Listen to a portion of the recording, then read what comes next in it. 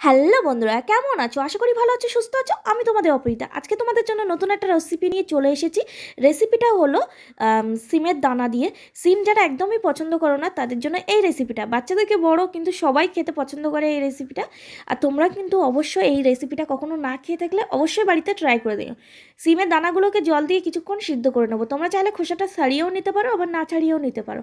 দিয়ে দিলাম পরিমাণ তো নুন, দিয়ে দিচ্ছি হলুদ পরিমাণ মতো, দিয়ে দিচ্ছি লঙ্কা গুঁড়ো, জিরে গুঁড়ো আর একটুখানি গোলমরিচ গুঁড়ো। সামান্য একটু তেল দিয়ে ভালোভাবে নেড়ে চেড়ে ভাজা করে নেবো। এটা বিকালে কিন্তু জলখাবার হিসেবেও তুমি দিতে পারো, বাচ্চাদের জন্য কিন্তু খুবই প্রোটিন।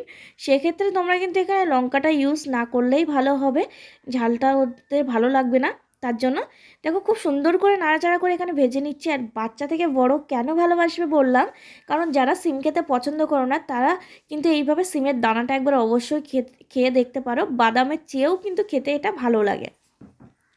আর তোমাদের এই রেসিপিটা কেমন লাগলো কমেন্টে জানা কিন্তু একদমই ভুলবে না। কমেন্টে অবশ্যই জানিয়ে যাবে তোমাদের রেসিপিটা কেমন লাগলো। নতুনত্ব রেসিপি নিয়ে আমি আবার চলে আসবো। দেখো বানানো কমপ্লিট, একটা বাটিতে তুলে নিয়েছি আমি। আর তোমাদের এই ভিডিওটা কেমন লাগলো কমেন্টে জানাতে একদমই ভুলবে না। আজকে এই ভিডিওটা এই অবধি, পরে ভিডিওতে দেখা হচ্ছে। Tata, bye bye.